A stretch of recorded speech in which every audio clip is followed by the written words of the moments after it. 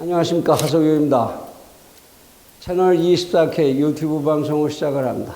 오늘은 경제학 공부하는 시간인데 조금 별난 프로그램을 진행을 할까 합니다. 경제학으로 부자 되기라는 제목을 달았는데요. 어떻게 생각하면 좀 확 끌리시는 제목이기도 하지요. 부자 될 수 있다고. 우리는 얼마 전까지도 새해가 바뀔 때, 새해가 됐을 때, 그때 새해 인사들을 부자 되세요 이렇게 한참 동안 했었죠. 전부 부자가 되고 싶어 합니다. 아마 꼭 우리나라 국민만 그런 것도 아니고 전 세계적으로 사람들이 전부 부자가 되고 싶어 하는 건 공통의 상정인 것 같습니다. 그런데 정말로 사람들은 다 부자가 될 수 있는 걸까요? 그리고 부자가 되면 누구나 다 행복해지는 것일까요? 거기에는 어떤 방법이 있는 것일까요? 많은 사람들이 저에게 물었었습니다. 경제학이라는 학문 하면은 부자가 되는데 도움이 됩니까? 그렇다고 할 수도 없고 안 그렇다고 할 수도 없는 얘기지요. 경제학이라고 해놓고서는 부자와는 상관없는 학문이다 그러려면 그거 뭐하냐 그럼 또 얘기 길어져야 되고, 그렇다고 경제학이 부자 되는 학문입니다 이렇게 얘기하면 말이 안 되는 얘기죠. 사실 경제학이라는 학문은 누구 한 사람을 부자를 만들거나 특별히 잘 살게 하는 것과는 글쎄요, 꼭 상관이 없다고 말할 수는 없지만 대체로 상관이 없는 학문이라고 할 수가 있습니다.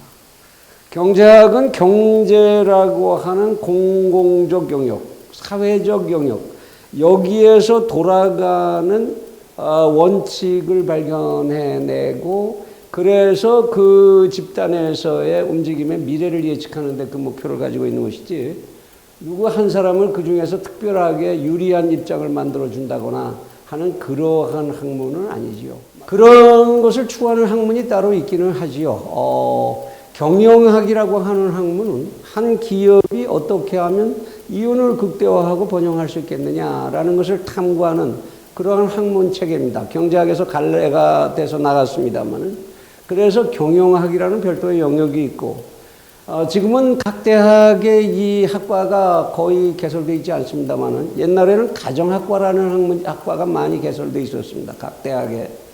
그 가정학과는 각 가게가 어떻게 하면 가장 경제적으로 효율적으로 관리될 수 있느냐 하는 것을 다루는 학문 체계를 가지고 있었습니다. 국가가 어떻게 하면 가장 효율적인 살림살이를 할 수 있겠느냐라는 것을 다루는 학문을 재정학이라고 하고요.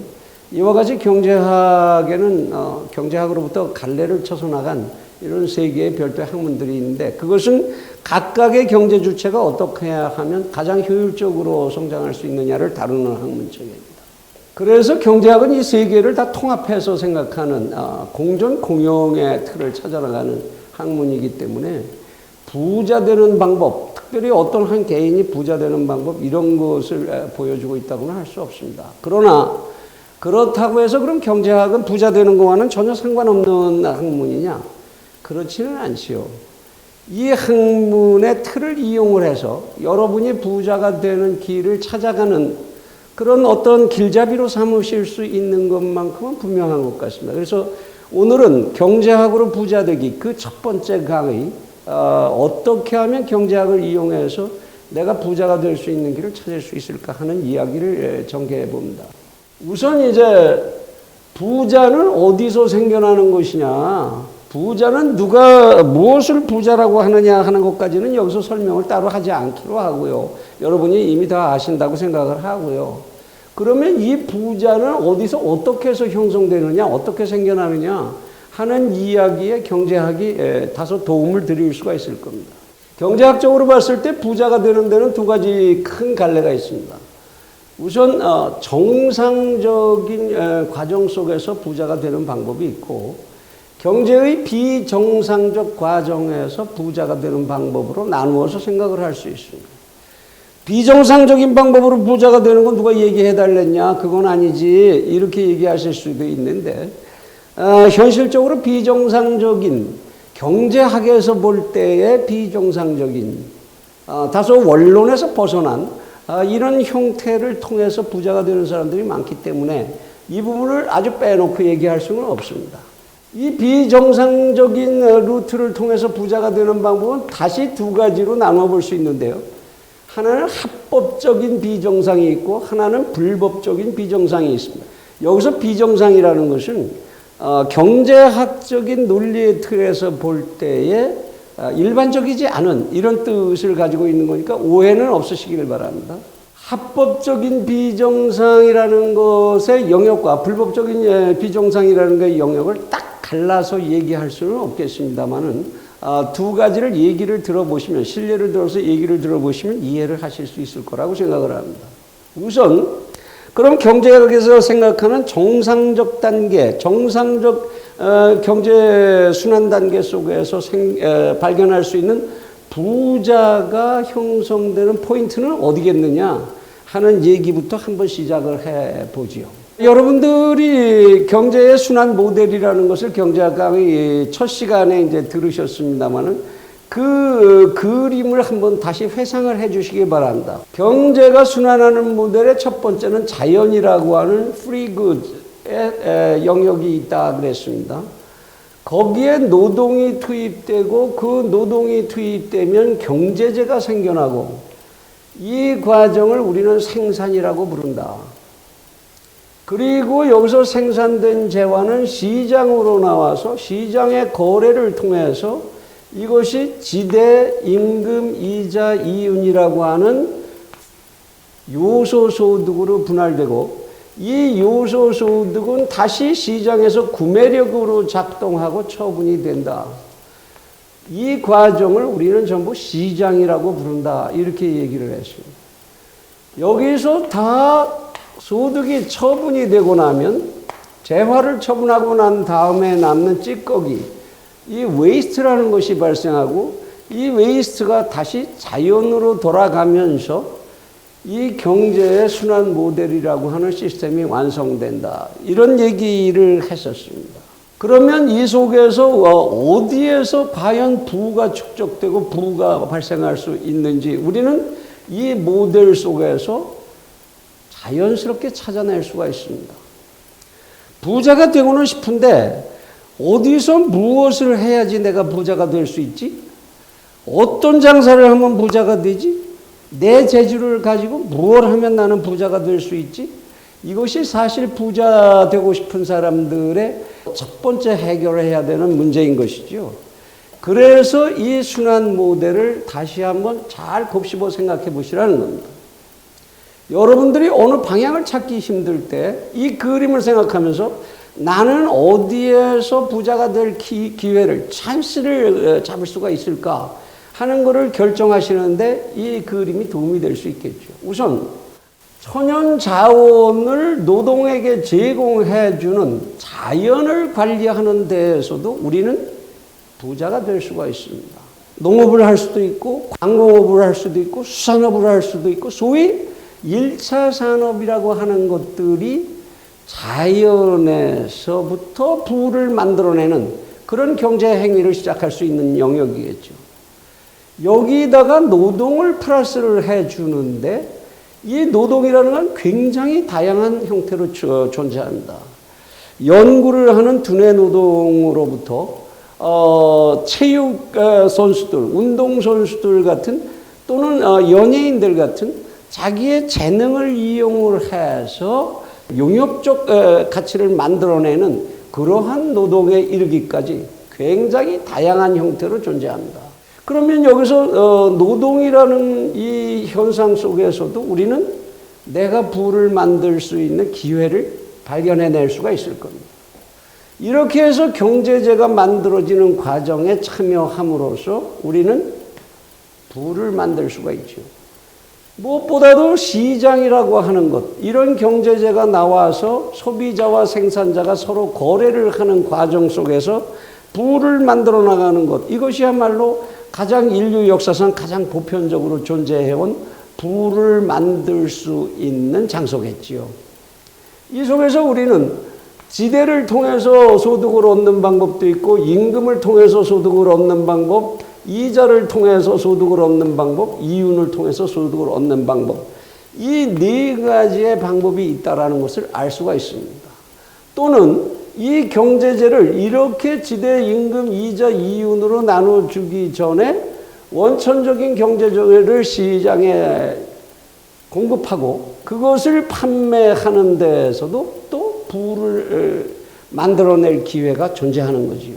그뿐만 아니라 이렇게 다 경제의 생산과 소비가 끝난 다음에 발생하게 되는 웨이스트를 다시 자연으로 돌려주는 과정에서 이것을 수집하고 재생하고 또는 처분하고 하는 이 과정 속에서도 우리는 많은 부의 기회를 만들어낼 수가 있습니다.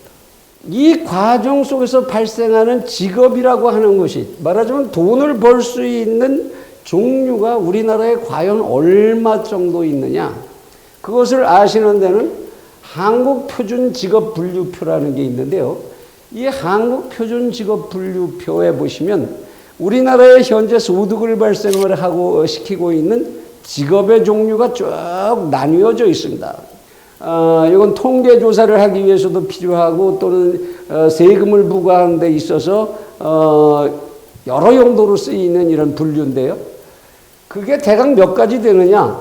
2018년도 기준으로 해서 1231가지. 우리나라에는 지금 1231가지 정도의 직업이 존재하고 있습니다.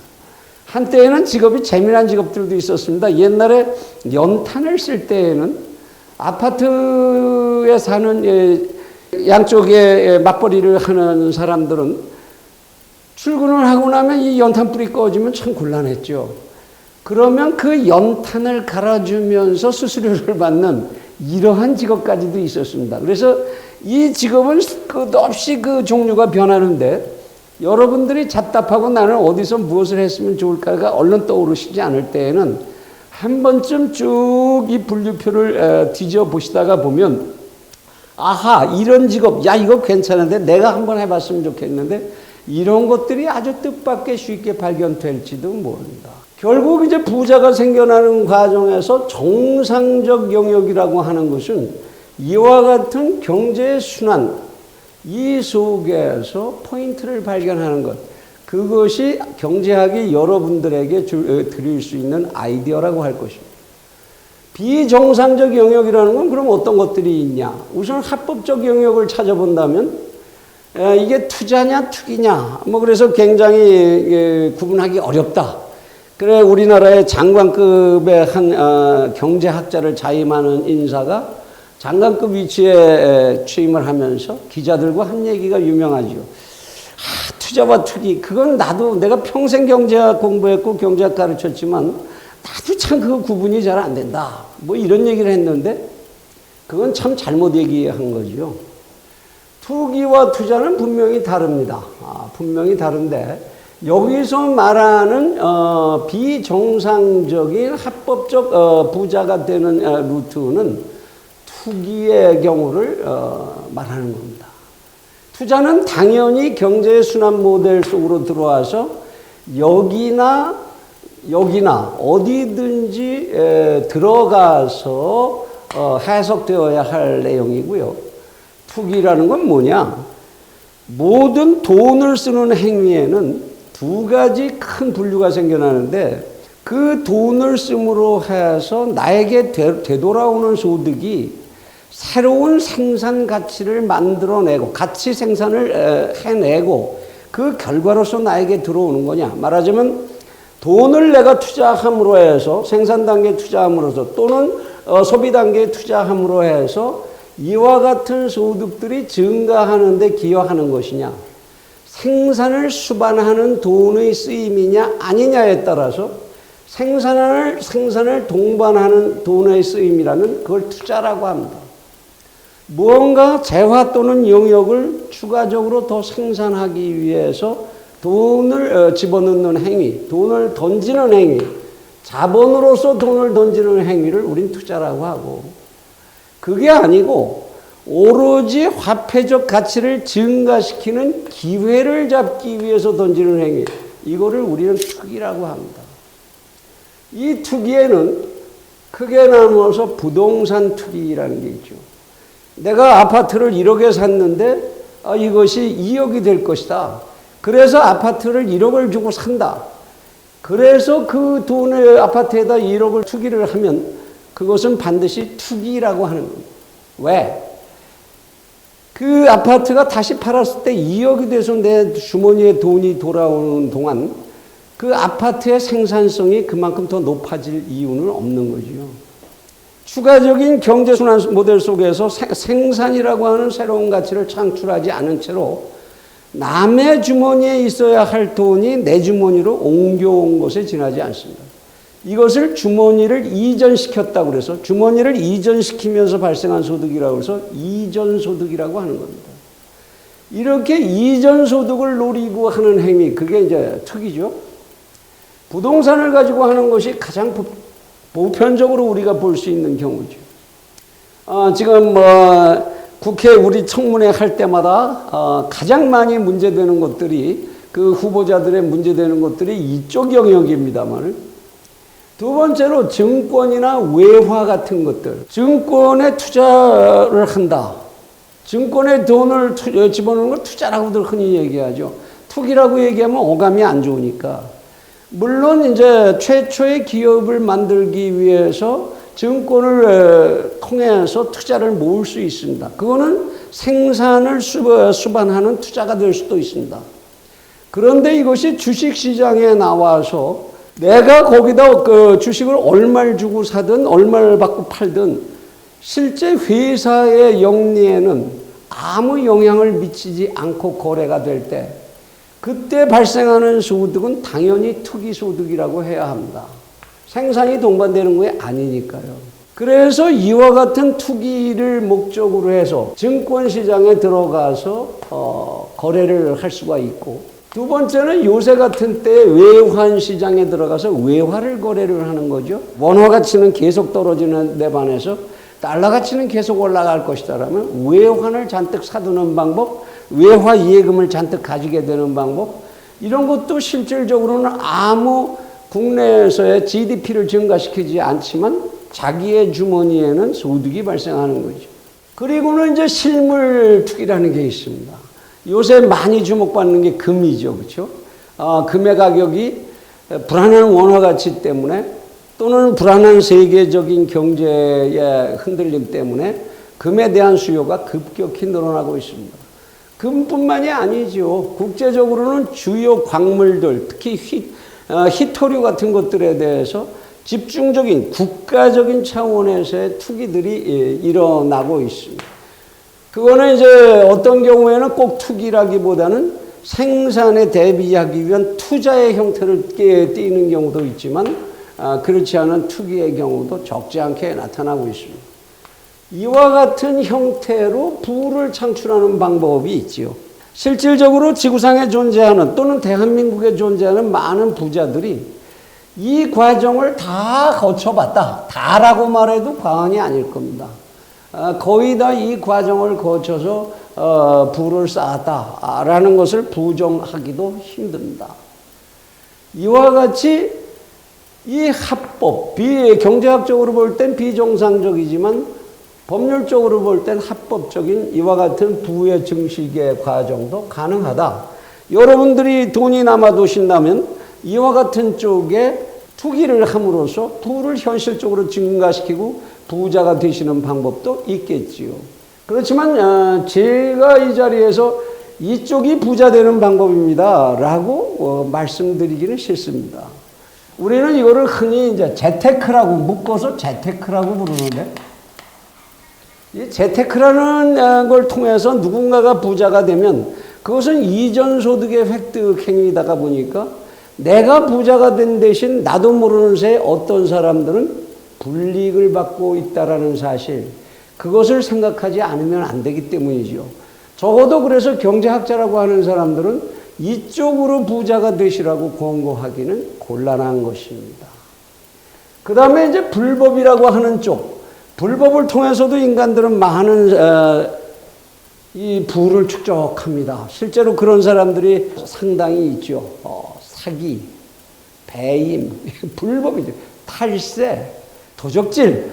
근본적으로 공적인 상태에서는 불법이라는 건 부패를 통한 치부 또는 다른 범죄를 통한 치부, 이것을 이야기하는 것이기 때문에 경제학의 입장에서 이쪽의 이야기를 하기는 곤란한다. 이건 하시지 말라고 권해야 되겠죠.